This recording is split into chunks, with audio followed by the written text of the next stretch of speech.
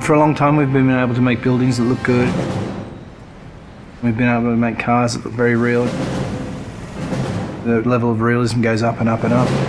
With previous kind of technologies that you'd use, like facial motion capture, we didn't really ever feel that we could pull that off. You could never really tell whether someone was lying or not.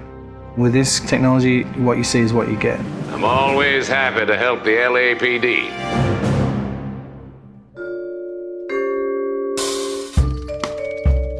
We started research on it about 5 years ago. Back then, only research groups were really doing it, this kind of 3D mesh generation from optical cameras. We thought that there might be some application for what we were doing, and this story is a detective story, so the believability of the actors' performances is key to gameplay. That's one of the key strengths of our system. We can actually see all the subtle features that animation traditional ones just can't do. Cole Phelps, traffic. What have we got?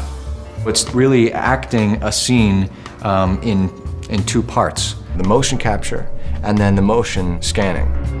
The motion capture captures all the body movements and where people look, so it gives you all of the eye lines. Regulator valve. Good find. Then we move over to this studio where an actor would typically go into makeup in the morning and then have their hair done in a 1940s hairstyle. Then they'd come into a room and sit in the seat behind me, and what the rig does is capture a volume around them. You've got cameras not only around, but also looking upward and downward as well. So any kind of movement is going to cut out some of the information. And they deliver their lines, and as they talk, they get processed and turned into 3D. And action. So the guys' names that I've been seeing doing the repairs on the heaters, they're fully licensed and accredited. We go from 2D videos to 3D meshes. I think you're lying, Rasic.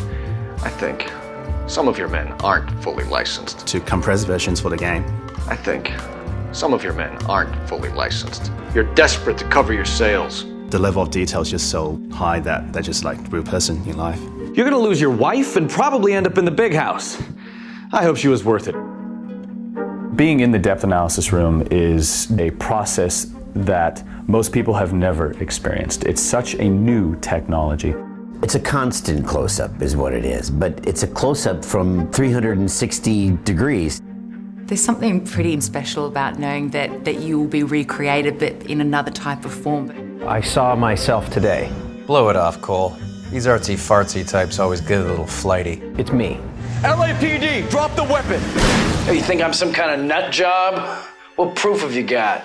A big theme of this game is dishonesty and to detect when people are lying. You couldn't have done that in the past. Why are you lying to me, Varley? The better you are at reading people, the more things it'll reveal, and the story goes different ways if you do that. The only way you're going to get rid of me is to give me an answer. You're out of your depths here, detective, and you're asking the wrong questions of the wrong people. Having this realism really helps. You're literally talking to that person and then seeing how they behave by asking questions. Why did you kill Mrs. Terrellson? I have no recollection of the people I have killed. So what if I took a look around that car? You can't be accusing me of nothing. You've got the wrong guy.